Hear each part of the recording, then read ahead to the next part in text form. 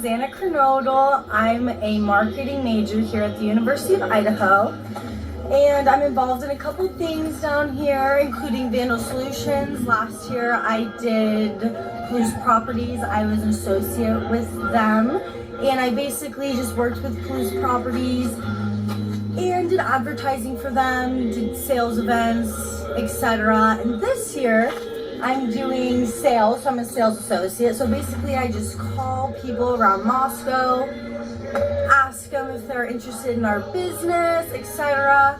But yeah, I'm a junior here, so it's really exciting. I love it at the University of Idaho, and I'm super excited to be in this marketing class because it's basically my major. And this is actually King Street, where I've lived the past 2 years, and I really like just hanging out with my friends all the time and being super involved in school events and everything else. So yeah, that's just a little bit about me, and I'm really excited to take on this course. Welcome back to my mental health and crime channel. My name is Huda London. This is for education purpose only. I'd like to start by thanking all my subscribers, my viewers, for all your kind comments, for all your support. I really do appreciate it. Today I'd like to talk about Xana. May she rest in peace. She was one of the 4 victims who was brutally unalived on the 13th of November 2022. May they all rest in peace, condolence to the families, and may the correct justice be served. I found this clip to be very interesting because Xana tells us a bit about herself. She clearly says that she's lived in this property, the residence, for 2 years. She's a junior in marketing. Xana said that she's worked with the Vandals solution, or for the Vandals solution. She's worked in events, and she's worked in the Palous. I believe that's the property, real estate property in Idaho, Moscow. And I believe she's done that through the Vandals solution. She said that she calls people on the phone to talk about the different events they have and about Palous properties. And I always wonder, could Xana have made contact with the wrong people without knowing? Could someone have, just say, fallen in love with Xana, or stalked her, or something like that? The reason I say that is because Xana was one of the victims who lived in the property the longest.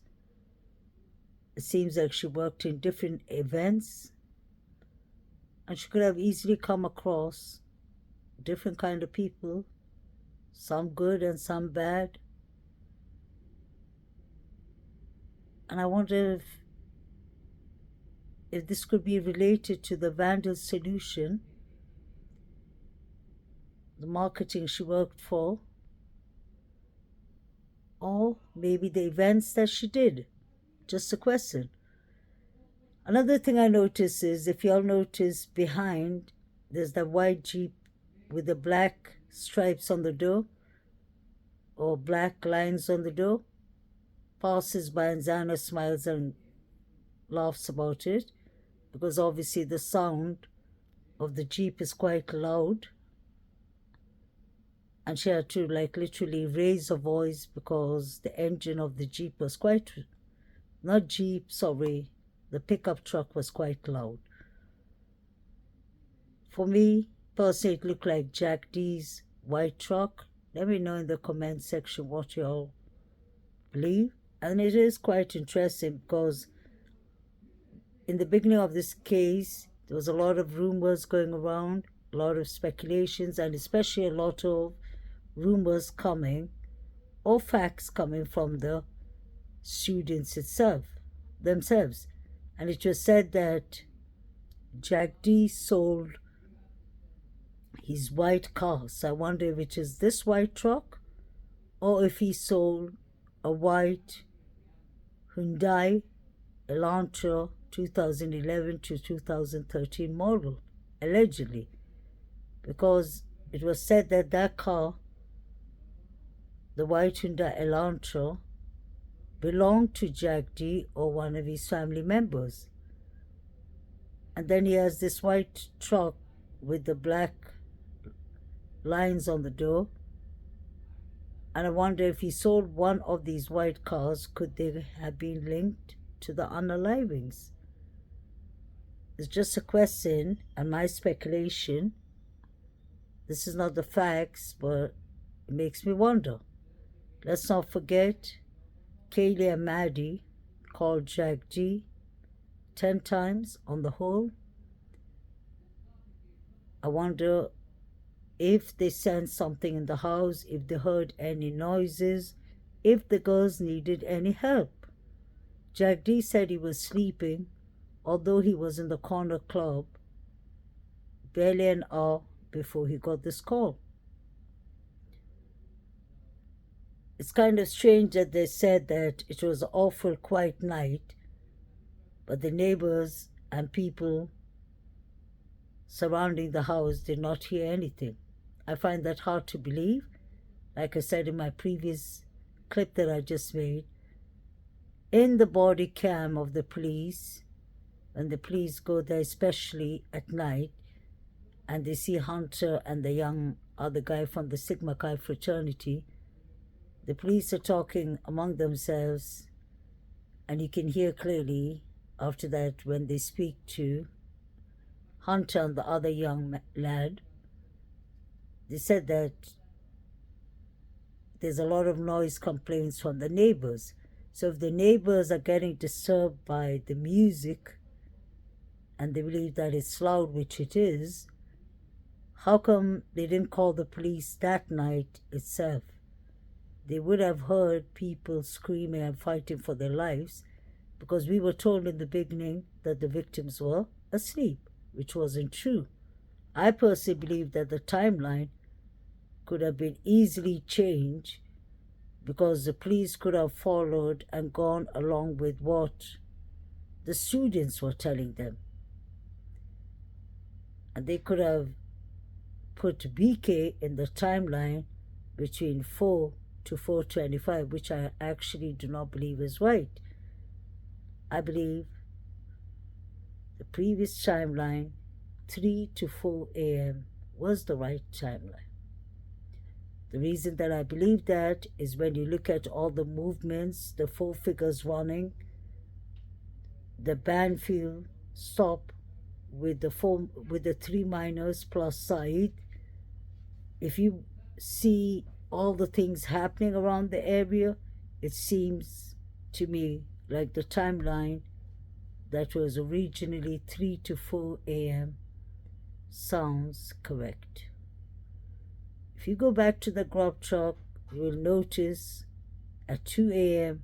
is when the crowd is yelling, Xana, Xana, Xana, and they were even calling Ethan's name. I believe something happened to the couple at 2 a.m., and I personally believe that something happened to Maddie and Katie when they came home.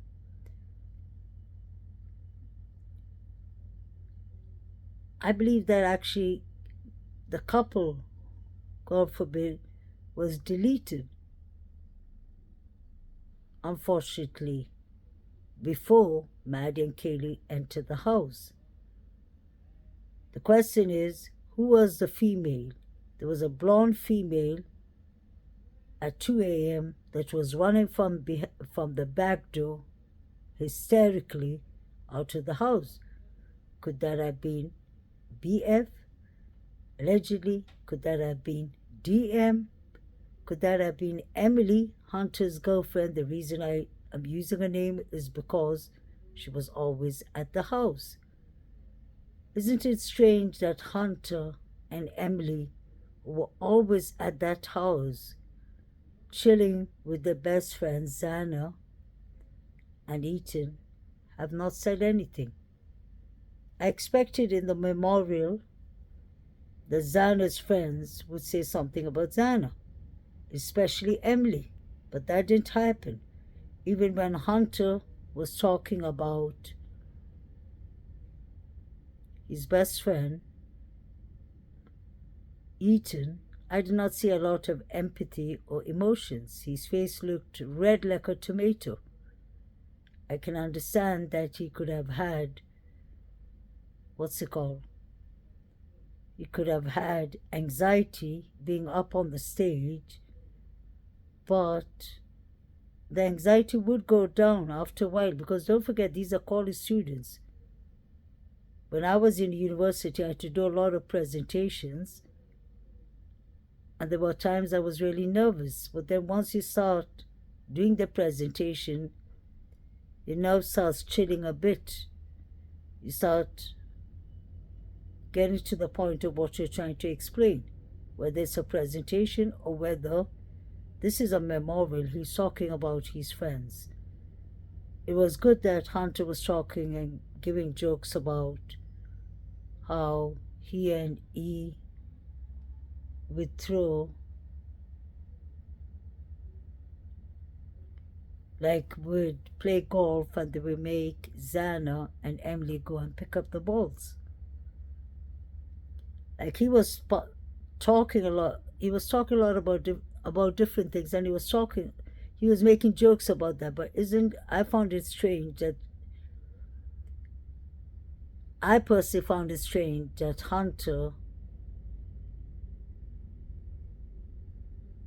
spoke about only the fun times, and he didn't go so deep into maybe talking about the last time he saw E, because that's usually what you would talk about when somebody passes away. You'd be like, oh, I remember the last time I spent with the person. I wish I had longer time to spend with the person. Example, he was just talking about things they did together, but it was more like a joke for him. I'm surprised that none of Ethan's other friends spoke. I'm surprised that Xana's friends did not speak, especially Emily. And I really wonder, where was Emily that night? Why did DM and BF decide to wait 8 hours before calling 911? And they didn't even call 911. That's strange. They called Hunter Johnson to come over, and there were many other people who came over. Let's be mindful about that. That's really important. And people were obviously tampering with the evidence. Once you come in a crime scene and you know it's a crime scene, you're supposed to excuse yourself out of the area and wait for the police and professionals to come in so that evidence wouldn't be tampered with. You had a bunch of people inside the house, outside the house. Strangely enough, none of them had any blood on their shoes or their clothes, according to the police. So what was really happening in this crime scene? All these people came before the police, and then the police was called 8 hours later. The knife sheath that was found on Maddie's bed could have come from anywhere. Or the DNA on the knife sheath bottom could have come from anywhere. If there wasn't anyone besides DM and BF, it would have still been suspicious, honestly. That's what I believe. But the fact that there were a bunch of people roaming around the house is mind-blowing for me. They saw it was an active crime scene. It's not like they didn't go upstairs and see Maddie and Kaylee unalived, unfortunately. But yet again, none of them called the police except Hunter. And Hunter took so much time to call the police. Let's not forget, Hunter knows this house very well. He seems to be opening the door for the police when there's noise complaints. My question is, could Hunter have been living in this house? There was an extra room that Ashley rented, and for whatever reason, she dismissed it. She didn't want to live there. Who was using that room? Because that room's lights was always on. Eaton's golf set was in that room. We saw that from the window.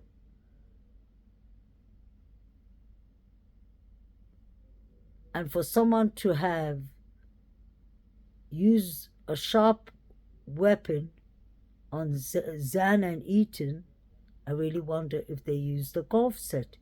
Because when the police were carrying the golf set to the car, to the van, you could clearly see that there were like 3 golf sticks missing. I was counting them. Where was the 6? Those 6 could have been used on the victims. I've seen this famous true crime from the UK. It happened somewhere outside the UK, and this was like 30 years ago, where a young girl was brutally unalived, and the weapon that was used was a golf stick.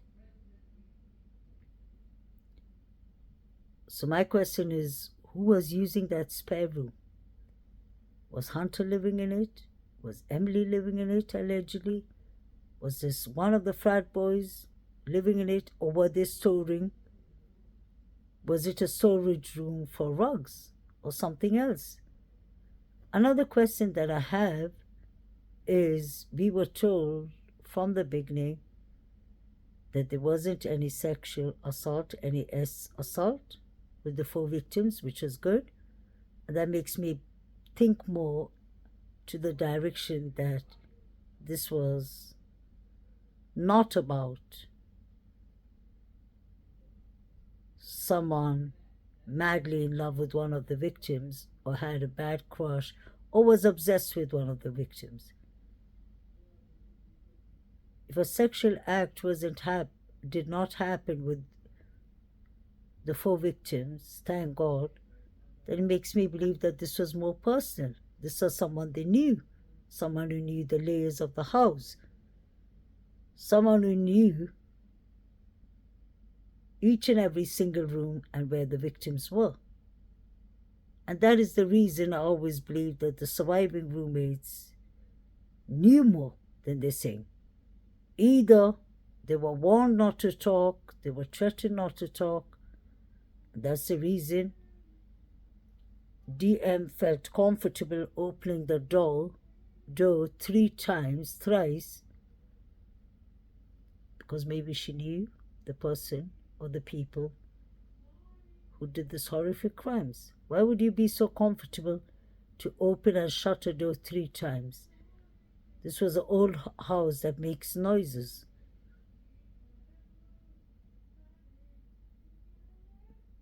Maybe the surviving roommates were told not to interfere, and they knew that both of them would be safe.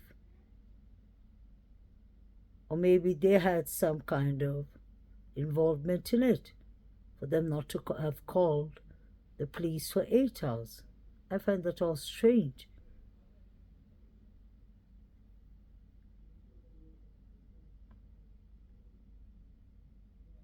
If Xana and Eaton were at the Sigma Chi fraternity, was there a fight? Were they attacked, maybe assaulted on their way home? Was someone waiting for them inside the house? Because let's not forget, it was said by the police that BF and DM came home before 1 a.m. It was even said by the people who live in Idaho, Moscow, the students, that Quincy Kelly, DM's boyfriend, was seen that night in the house. They even took pictures on their VSOP and it was deleted. DM and BF came home at 1 o'clock at night, allegedly. Where were they before that? Who were they chilling with? Who saw them coming home? I wonder if all this was confirmed by the police. Who did they let in? Why was the front door left open? These are all important questions. Where was the entry point? I would have said it's the front door because many people had the code for the front door.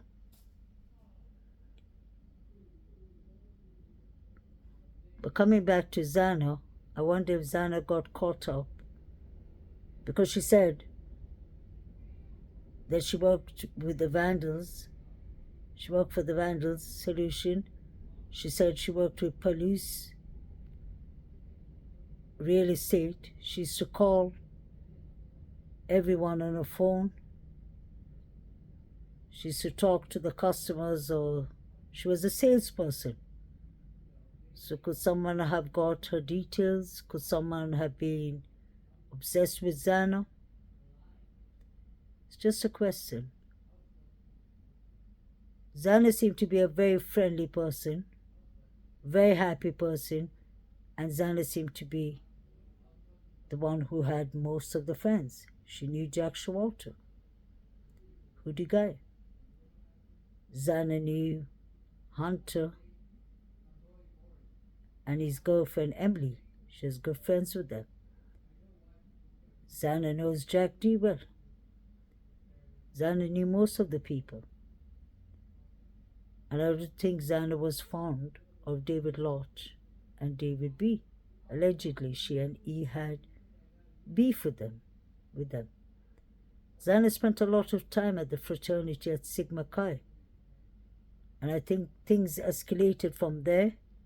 And the night of the party, on the 13th of November, the Sigma Chi fraternity was having a party. And if Xana and E was there, it was said that they had a fight with David Lott. And words were exchanged. Eaton allegedly called David Lott a steroid head and such things. And David Lott, being a sportsman, and we all know the symptom of steroids, could have taken him to another level of aggressiveness. Just my opinion. I'd love to know what you all think about this. What do you think about Xana working in the Vandals solution? Could something have occurred from there? Could she have met some bad people? Because she was calling. She said, I call all the people. Like she calls all the people for the sake of the events and Palous estate properties. So she was a salesman, and she already said that she lives in Kings Road. She's been living there for 2 years. And I think that was way before the quadruples, before the unalivings. So she must have been living there 3 years on the whole, if not more. I wonder if somebody had their eye on Xana. And I wonder why Maddie spent so much time at the corner club. When the police came to her house, Hunter and the other guy said that Maddie was at the corner club. The night we saw Maddie and Katie walking from the grub truck, we heard clearly what Jack Showalter said. You know they're going to get you, Maddie. You know they're going to get you girls or get you, Maddie. Why would he say that? What happened that night? If Maddie was going so often to the grub truck, sorry, not grub truck, the corner club, I wonder who she ran into. When Kaylee was telling Maddie, what did you tell Adam? Maybe she told Adam something not that night, but the night before, the week before. I think things were escalating, beef was escalating, and these students was a target definitely because of their lifestyle, which I'm not saying, I'm not criticizing, or I'm not being rude or bad to these victims, but I'm just saying they were partying a lot. The house was a party house. There were people in the house while they weren't there, according to what Hunter and the other young man told the police.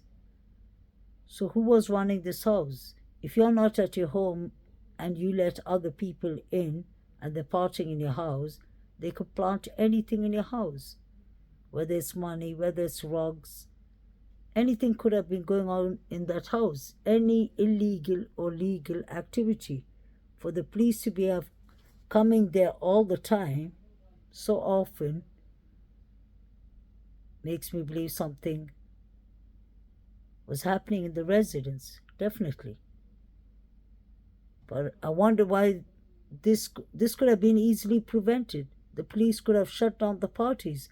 Not only shut down the parties, which they tried, they should have reported this to the dean so that the 4 victims get a warning and that things would have definitely changed, because these youngsters wanted to finish their college. They all were happy, lovely students. We can see that Ethan and Xana were madly in love. They were happy.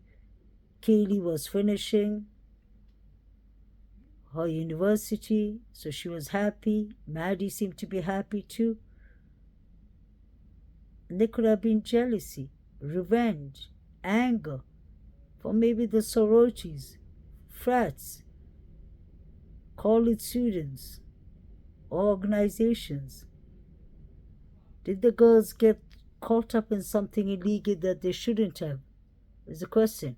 Was there someone in the house selling rugs? I'll give you an example. I showed you our BF's Venmos. All the messages was in cryptic language.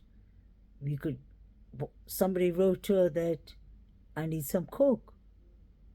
I don't think they meant Coca-Cola.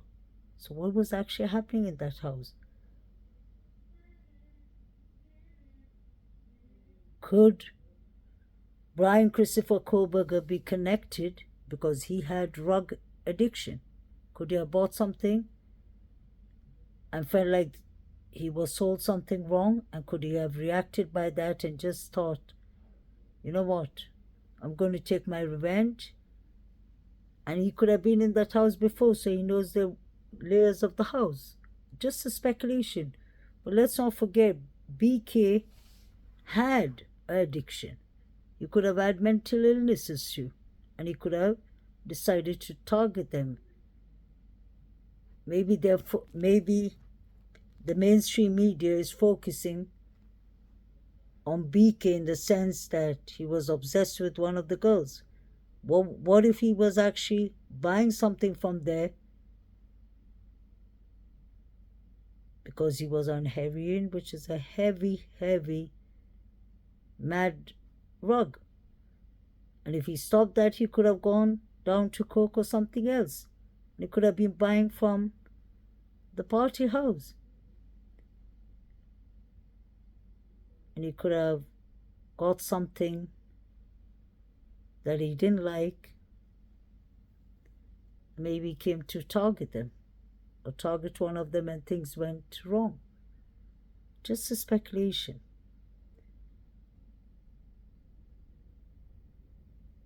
I really wonder if what Xana is talking about, the Vandals solution, could be connected, and the Palous real estate, if that could be connected to what took place that night.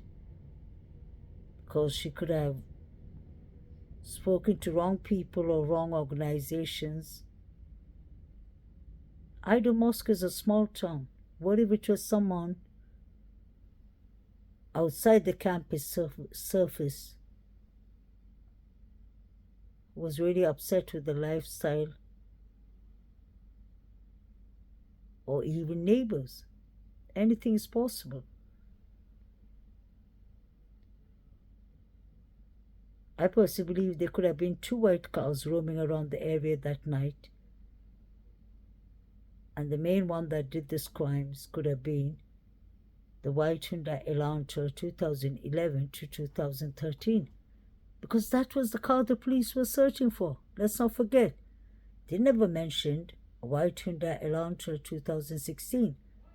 Why was that changed, and why was the timelines changed? And finally, it was said that there were 4 victims, brutally unalived, there was no sexual act, and it could have been a robbery gone wrong. A robbery gone wrong. What could have been in that house to be robbed?